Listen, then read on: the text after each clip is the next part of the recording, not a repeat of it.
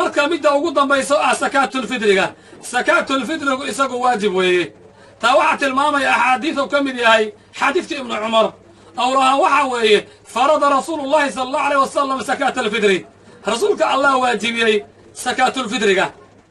sakaatul fidrigu marka waxa weeyaan waa waajib oo waxa laga raba axad walbo muslima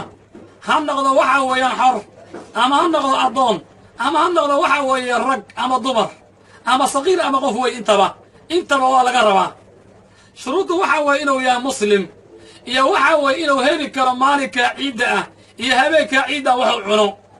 hadduu heli karo waxa weeye waa laga raba inuu bixiyo wixii ka dheeri ah ayuu bixinayaa goorta ay marka waajibi iyaduna waxa weeyaan waa qorraxdu markay dhacdo qofka waxay ku noqon waajib cunugii marka dhashaa waxa weeyaan qorraxda dhicitaankeeda ka hor isagana waa laga bixinayaa ama ninku hadduu haweenay guursado iyaduna waxay ku noqon waajib inuu ka bixiyo marka iyaduna sidoo kale waxa weeyaan waxay ku waajibtaa waa dariiqii nafaqada oo kale weeyaan nafaqada waxa weeye inta ay kugu tahay waajib ayay kugu noqon ayadu ina ka bixido waxa weeye axad walba inta waajibka ku ah nafaqo inuu ka bixiyo ayuu ka bixinayaa sida waxa weeye waalidiinta iyo awlaadda iyo inta waxa weeyaan ay nafaqadoodu kugu tahay waajib xaaskaaga iyo intaba waxa weeye waad ka bixin haye sidoo kale waxa weeye nafaqada inta waxa weeye iyagu waajib kugu ah koo baxdo oo qofku ma sii karo waxuu siinayaa wixii ka soo hara intaa waa sii karaa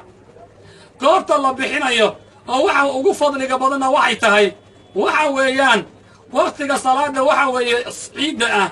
intaan waxa weeye la dukanin ka hor inuu qofku bixiyo ama qofku ma sii bixin karaa qofku waa sii bixi karaa ka hor waa sii bixi karaa waxa weeyaan salaada ciidda wixii ka horreeya qofku waa bixi karaa iyaduna wax ogaastaa waxa weeyaan sakadan waa waajib qofku inuu bixiyo oo xitaa haddii waxa ay dhacdo waxa weeyaan qofku inuu iloobo waa laga rabaa inuu bixiyo marka qadarka la bixinayo oo ah su-aasha ugu badan oo waxa weeye axadkaanu sakaatul fidri ah oo isaga bixinayo waa imisa waxa weeye sida ka sugan rasuulka sala allahu alayh wasalam axaadiidna ku soo aroortay waxa weeye qofku inuu saac bixiyo madax walba in saac laga rabo saacuna waa 4 mud marka maanta waxa weeye inagu mudka waxa weeye ma hayno oo waxa weeye waqtigii nabiga sallallahu alayhi wasallam wax lagu cabilayay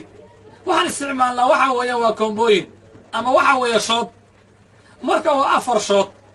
ama 4 waxa weeye koombadan waxa weeye maanta loogu badan yahay waxa weeye naarajiinta ama la yiraahdo saliid qumbaha la yiraahdo afarteena ayaa waxa weeye lagu bixin oo waxyaabaha iyagu la beego sida waxa weeye galeyda iyo digirta iyo masagada iyo qamadiga iyo ama waxyaabaha iyagu la kiileeyo culummadu waxay uga hadleen siyaabo kala duwan qaara waxay gaarsiiyeen waxa weeyaan 3,425 garaam qaar waxay dhaheen waxa weeye waa 3 kilo waxa weeye kiilo 3 kilo garaam marka qaar waxay yidhahdeen waa 2,700 garaam qaar waxay yidhaahdeen waa 2,500 garaam marka waxa weeyaan qaarna wayba ka yareeyeenba 1,800 garaam